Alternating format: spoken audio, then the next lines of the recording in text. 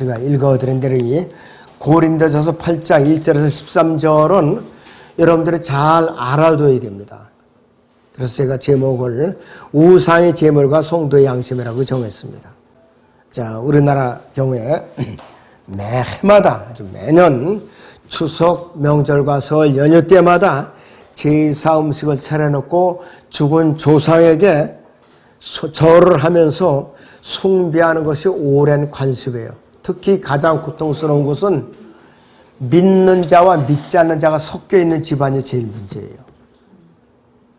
맏며느리는 구원받고 다른 식구들은 다 구원을 안 받았어요.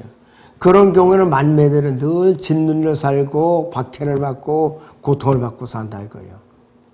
다 그 집안이 구원을 받을 때까지는 박해를 받게 돼 있어요. 참 굉장히 어렵죠. 잘 견뎌내야 되는 거예요. 자, 그런데 어떤 사람들은 믿는다고 말은 하면서도 절은 아주 꾸벅꾸벅 먼저 하는 자들이 있어요. 이건 가짜 그리스도인들이에요. 진짜 그리스도인은 이 짓 하면 안 돼요. 자, 성경에 의하면 구원받지 못하고 죽은 사람의 혼은 일단 지옥에 갇히면 나올 수가 없어요. 나올 수가 없다 이것이. 백보자 심판서까지 절대로 나와서 공중으로 또 돌아다닐 수도 없고, 또 이 조상들이 제사 받아 드신다고 제사상을 차려놔봤자 그 음식을 받아 먹을 수가 없어요. 그래갖고 숟가락을 이제 수직으로 꽂아놓고 그랬는데, 그것도 또 자정에 또 드려요. 또 제사날 잡아가지고. 자, 그런데 믿지 않는 사람들은 원통하게 죽어가지고서 시신이 묻지 않는 사람들의 혼은 9천을 또 돈다 그러죠. 9개 하늘을 또 돈다 그래요. 성경은 3개의 하늘밖에 없어요. 첫째, 둘째, 셋째 하늘. 하나님의 보좌에서 셋째 하늘. 이렇게 3개의 하늘밖에 없는데 세상 사람들은, 믿지 않는 자들은 9천을 또 돈다 그래요. 9개의 하늘들이 있다고 그래요. 이거 여러분들이 거기에 미혹되면 안 돼요. 절대로 미혹되면 안 됩니다. 자, 첫째, 성경에서 말씀하기는 우상은 특징이 있습니다. 우상은 특징. 첫째는 우상은 아무것도 아니다 이거예요. 결론적으로 우상은 아무것도 아니라 이거였어요. 우상은 자기 혼도 구원할 수도 없고 말도 할 수 없고 숨도 쉬지도 못하고 듣지도 못하는 정말로 땔감에 불과한 무생물이다 이것이에요. 이사야 44장 18절 19절 보죠. 그들은 알지도 못하고 깨닫지도 못하였나니 이는 그들이 눈을 가려서 그들이 볼 수 없으며 또 그들이 마음을 가려서 그들이 깨달을 수 없음이라. 그 마음속에 생각하는 사람도 없고 지식이나 명철도 없으므로 내가 그 일부러 불을 피우고 실로 그 숯불 위에 빵도 굽고 고기도 굽고 그것을 먹었도다. 그런데 내가 그 나머지로 가증한 것을 만들겠느냐? 내가 나무 토막에 엎드리겠느냐? 이렇게 말할 수가 없어요. 자, 나무를 깎아서 만든 우상은요, 그대로 쪼개가지고 땔감으로 쓰면 땔감이에요, 그냥. 아무것도 아니에요. 그리고 다듬어서 목침으로다가 비면 그냥 베개가 되는 거예요. 또 이렇게 크게 깎아서 세워놓고 거기 저러면 그게 바로 이제 나무로 만든 우상이라고. 그 다음에 금으로 만든, 제일 비싼 게 금으로 만든 우상이죠. 그 다음에 동으로 만든 거, 철로 만든 거, 그 다음에 또 흙으로 크게 적은 우상도 있죠. 그래서 우상은 아무것도 아니다. 의미를 부여하는 자체가 우상 숭배자라 이것이. 자, 우상을 만드는 자들도 우상 취급을 당해요. 우상을 섬기는 자들도. 이사야 45장 16절 같이 보세요. 우상을 만드는 자들은 수치를 당할 것이며 또 그들 모두가 치욕을 받을 것이라. 그들은 다 함께 혼란 가운데로 들어가려고 했어요. 혼란 가운데로. 그래서 우상을 만드는 자들이나 섬기는 자들도 우상과 똑같다 이거예요. 시편 135편 15절 18절을 같이 보세요. 이방의 우상들은 은과 금이며 사람의 수공물이라. 그것들은 입이 있어도 말하지 못하며 눈이 있어도 보지 못하고 귀가 있어도 듣지 못하며 그들 입에는 아무런 호흡도 없도다 했어. 그것들을 만드는 자들은 그것들과 같으며 그것들을 신뢰하는 모든 자들도 그러하도다. 우상이나 우상을 만드는 자들이나 섬기는 자들로 하나님께서는 똑같이 우상 취급을 하는 것이에요. 우상 취급을 한다 이것이. 자, 둘째는 우상 숭배는 이교도들의 제사행위라고 그랬어요. 이교도들의 제사행위. 고린도전서 10장 19절 21절로 여러분들 같이 보세요. 그런즉 내가 무엇을 말하느냐? 우상은 무엇이며 또 우상들에게 바친 제물은 무엇이냐? 그러나 내가 말하는 이방인들이 제사하는 것은 마귀들에게 하는 짓이 하나님께 하는 것이 아니니라. 나는 너희가 마귀들과 교제하는 자들이 되는 것을 바라지 아니하노라. 너희는 주의 잔과 마귀들의 잔을 함께 할 수 없으며 너희는 주의 식탁과 마귀들이 식탁에 함께 참여할 수 없느니라. 근데 실제로 이렇게 참여하는 사람들이 있으니까 큰일이에요 이게. 교회 다닌다고 하면서 구원받았다고 하면서 추석 명절 구정 때마다 이렇게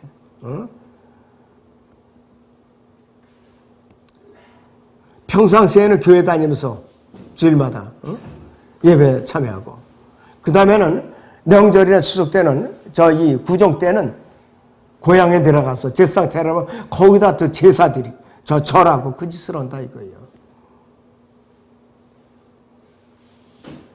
이 사람들은 진정한 그리스도인들이 아니에요. 가짜 그리스도인, 우상 숭배자들이.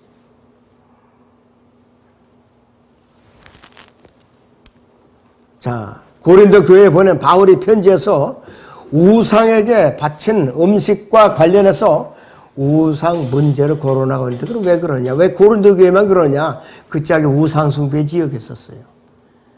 일단은 모든 것, 고기 같은 거를 특히 고기 잡으면 신전에 올려다가 여사제들이 제사를 드리고 나서 시장에 갖다 팔아요. 그러면 이것이 따지고 보면 아무것도 먹을 게 없어요. 우상은 아무것도 아니라고 그러는데도 우리는 기도하고 먹으면 거룩하게 되는 거예요. 자, 그런데 사람들은 무슨 의미를 부여하니까 먹을 수가 없는 거예요. 그럼 굶어야죠. 굶어야 된다 그렇게 되면은. 고린도서 거기 8장 10절을 다시 봐요. 지식이 있는 내가 우상의 전에 앉아 먹는 것을 누가 보면 약한 양심을 지닌 그가 우상들에게 바쳐진 것들을 먹는데 담대해지지 아니하겠느냐 이것이. 이 고린도 교회 일부 회원들 사이에 우상을 숭배하던 믿지 않는 자들이 우상의 전에 드나들었다는 것을 알 수가 있었던 거예요. 그 당시에 믿지 않는 자들, 우상 숭배자들이 교회에 드나들었던 것이에요. 교회에. 그리고 신전에 가서 우상 숭배에 들어진 재물을 또 밥상으로 먹고 있었던 거예요. 그러면은 양심이 약한 자들이 그것을 보고 실족지 않겠느냐 이거 한마디로. 그거예요. 그래서 바울은 우상들에게 제사하는 것은 마귀를 섬기는 거라고 분명히 말하고 있어요. 자, 세 번째는 우상의 제물과 성도의 양심과의 관계는 어떠냐 이것이에요. 우상에게 바쳐진 우리 본문이 그 고린도서 8장 1절에서 6절에 쭉 나와 있습니다. 자, 그런데 고린도서 10장 27절에서 28절을 같이 봐요.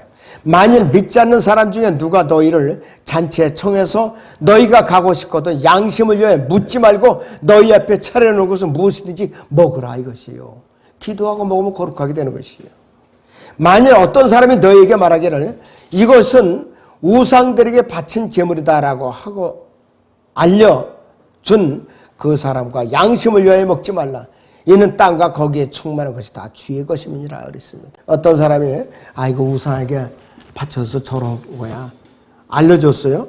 그런 걸 믿지 않는 자들도 있고 여기에 믿는 자들도 바라보고 있다 이거예요. 그러면 이 믿지 않는 자들은 물론이거니와 믿는 자들 중에 양심이 약한 자들이 실족할 우려가 있으니까 그때는 먹지 말라 이거예요.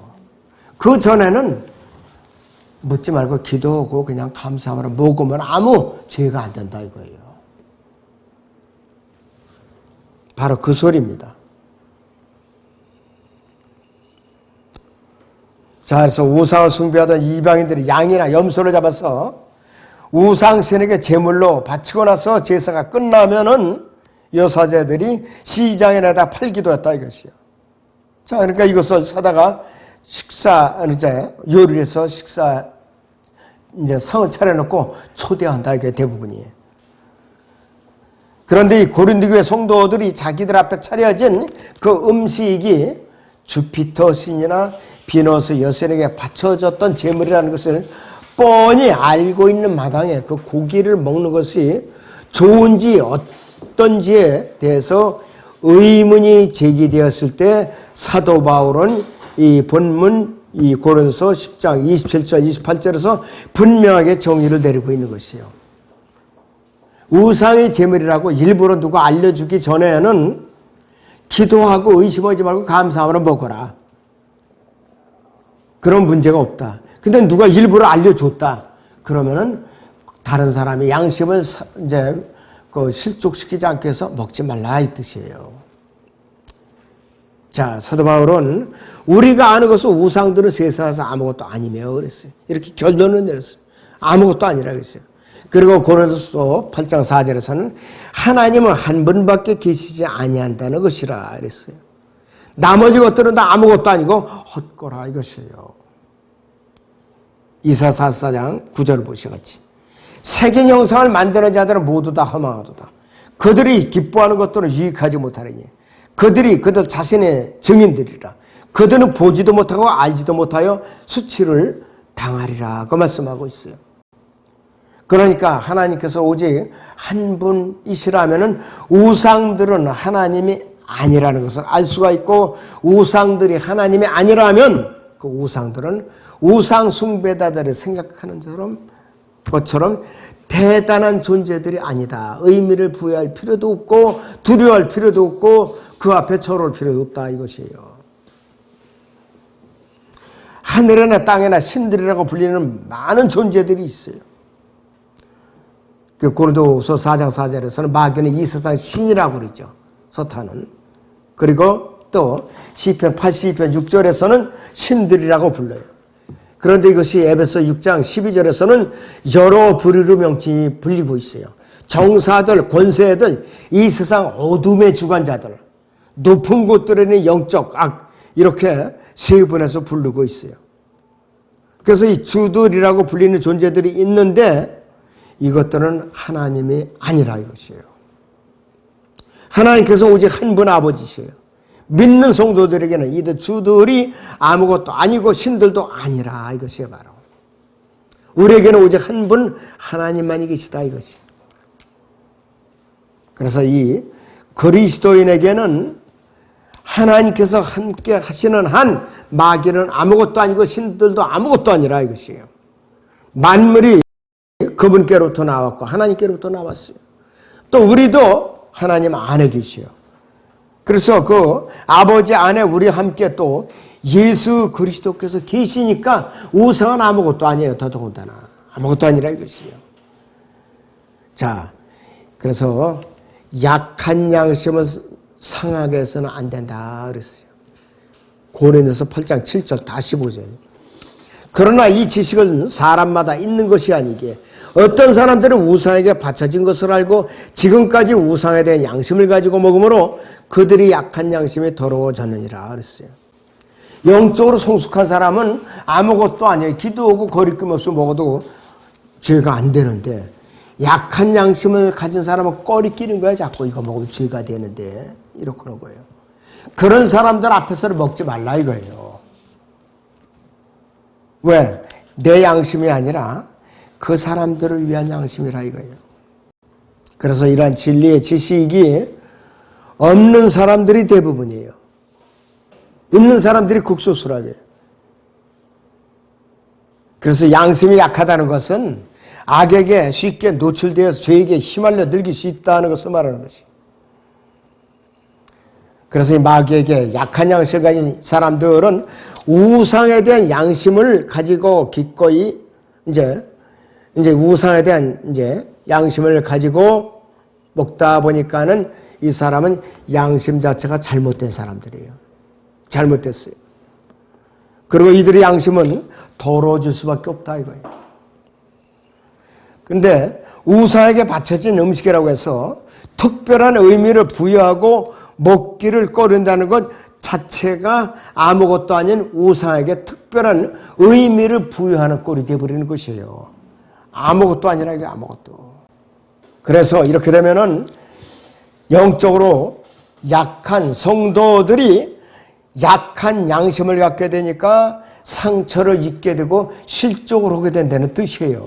그렇기 때문에 여기서 문제가 발생하는 거죠. 문제가. 로마서 14장을 잠깐 봅니다, 여러분들. 20절에서 23절을 보죠. 음식 때문에 하나님의 일을 망치지 말라. 사실은 모든 것이 깨끗하지만 남을 실족해 하며 먹는 그 사람에게는 그것이 악이니라. 고기도 먹지 아니하고 포도주도 마시지 아니하며 무엇으로든지 네 형제를 넘어지게도 아니하고 실족하게도 아니하며 연약하게 하지 아니하는 것이 좋으니라. 네게 믿음이 있느냐? 그 믿음을 하나님 앞에 스스로 가지고 있으라. 자신이 승인하는 일로 자신을 정죄하지 아니하는 자는 복이 있도다. 그러나 의심하는 자는 그가 먹을지라도 정죄되었나니 이는 믿음으로 먹지 아니하였기 때문이라. 믿음으로 아니하는 모든 것이니라. 음식을 그껏 차려놨는데 의심을 하면서 먹으면 그 자체가 죄 짓는 거라 이거예요. 그럴 거에는 먹지 마라 아예. 성숙한 사람은 그냥 기도하고 감사합니다. 먹으면 아무 죄가 안 되는데 이런 사람은 아예 먹지 말라 이것이에요. 이 영적으로 어린아이죠 이런 거는 완전히. 그러니까 이런 사람은 이런 데 가서 특별한 상황이 있을 때 이런 사람도 굶어야 돼요. 뭐 먹을 게 있어야지. 양심의 가책을 받으니까. 그렇기 때문에 하나님께 견고한 믿음을 가진 성숙한 그리스도인은 먹어도 죄가 안 되고 안 먹어도 죄가 안 돼요. 성숙한 사람들에게는. 무엇을 하든지 믿음이 없이 행하면 형제를 실족시키는 거라 이거예요 한마디로. 자, 그래서 이 음식은 우리를 하나님 앞에 세울 수가 없어요. 음식 자체를. 고린도전서 8장 8절을 같이 다시 봅니다. 그러나 음식은 우리를 하나님 앞에 내세우지 못하나니 우리가 먹는다고 해서 또 나아질 것도 없고 먹지 아니한다고 해서 또 나빠질 것도 없느니라. 우리의 육신의 양식을 생각하고 먹어야 되는 거예요. 육신을 유지해 나가기 위해서. 하나님 앞에 내세울 만한 것은 믿음밖에 없어요. 이 음식은 절대로 아닙니다. 어떤 음식만 선별해서 먹는다고 해서 그것이 하나님을 사랑하고 있다는 증거가 되지 못한다. 구약에서 유대인들은 율법을 지키기 때문에 비늘 없는 거, 그 다음에 굽이 없는 거는 먹질 않았죠. 돼지는 이 대세금지를 안 하죠. 그러나 먹질 못한 거예요. 소는 대세금지를 하죠. 굽이 갈라지고 그럼 먹어도 된다고 그랬어요. 근데 우리 이 시대 우리 이방 그리스도들은 다 먹어도 되는 거예요. 만약에 그렇게 적용된다면 우리는 미꾸라지, 메기, 뱀장어 다 먹으면 안 돼요. 그런 식으로 따지자면. 자, 나의 마음의 자유함이 연약한 양심을 가진 지체를 실족시키지 않도록 우리는 주의를 기울여야 돼요. 고린도서 거기 8장 9절을 같이 보세요. 그런즉 너희의 이러한 자유가 어떻게 해서든지 약한 사람들에게 거치는 것이 되지 않도록 유의하라 그랬어요. 우상에 대한 지식이 견고히 서 있는 사람은 그리스도인으로서 믿음이 있는 한 자기의 양심에 따라 자유롭게 행사할 수 있는 것이에요. 그런데 그 자유를 행사하는데 세심한 주의가 필요하다 이것이에요. 어떤 경우냐? 내 자유를 무턱대고 행사하면은 나 자신의 행동은 믿음이 약한 다른 사람들에게 거치는 것이 될 수 있다. 양심을 상하게 할 수가 있다 이 뜻이에요. 믿음이 약한 형제들은 믿음이 강한 형제가 그러니까 이제 행하는 대로 행동하는 것을 보고 마음의 상처를 입을 수도 있다 이것이에요. 로마서 14장 13절 같이 보세요. 여기. 그런즉 우리가 더 이상 서로를 판단하지 말고 도리어 형제들 앞에 겹치는 것이나 방해물을 놓지 않냐는지 판단해야 하리라 이것이요. 음식뿐만이 아니에요. 어떤 다른 것을 우리가 행동으로 옮길 때에 연약한 지체들이 있어요. 같이 동행을 했어요. 생각을 해서 처신하라 이 뜻이에요. 바로. 그래서 나 자신이 성경적 양심을 앞서가지고 연약한 믿음을 가진 그 사람의 양심을 짓밟아 버린다면 그것이 바로 하나님 앞에 죄를 짓는 것이에요. 내가. 자, 고린도서 10장 29절 다시 봅니다. 같이. 내가 말한 양심은 네 자신의 것이 아니라 남의 것이니 어찌하여 나의 자유가 다른 사람의 양심으로 판단을 받을 수 있겠느냐. 그랬어요. 여기서는 내 몸 안에 있는 내 양심은 남의 것이라고 그랬어요. 무섭죠? 내 양심, 내가 마음대로 행동했다가는. 그래서 다른 사람에게 거친 행동을 해서 다른 사람의 양심을 해치는 것은 좋은 일이 아닐 뿐만 아니라 현명한 일도 아니에요. 하나님 앞에 칭찬을 못 받아요, 이런 것은. 그래서 양심이 약하기 때문에 우상이 어떤 존재이고 우상에게 바친 제물이 어떤 것인지 확실하게 알지도 못하고 하나님께 대해 어떠한 것이 확신이 서지도 않은 채 스스로 의심을 갖고 먼저 된 자의 행동만 보고 그대로 따라서 한다면은 어떻게 되는가? 양심이 약한 자도 죄를 지는 것이고 양심이 강한 자도 죄를 지는 거예요. 둘 다 죄를 지는 거예요. 그래서 네 지식으로 인하여 그 약한 형제를 망치게 된다 이것이에요. 고린도서 8장 12절 보시면 그러므로 너희가 형제들에게 그렇게 죄를 짓고 또 그들이 약한 양심에 상처를 주는 것이 곧 그리스도께 죄를 지는 것이라 이렇게 결론을 내리고 있어요. 성장한 그리스도인들이 자기 지식에 따라 옳다고 생각하고 그 지식에 따라 일방적으로 행동을 하다 보면은 믿음이 약한 형제들에게 죄를 짓게 되고 그 형제가 만약에 약한 양심을 가진 사람이라면 그에게 상처를 입히고 이것은 우리가 예수 그리스도께 죄를 짓는 것이라 이것이에요. 그래서 이 특별히 추석 명절이나 구정 때에 이런 일이 생기기가 쉬워요. 평상시보다도. 그래서 오늘은 이 우상숭배의 음식과의 관계에 대해서 특별히 여러분께 알려드렸으니까 이것을 잘 인식을 하시고 처신하시기 바랍니다. 기도하겠습니다.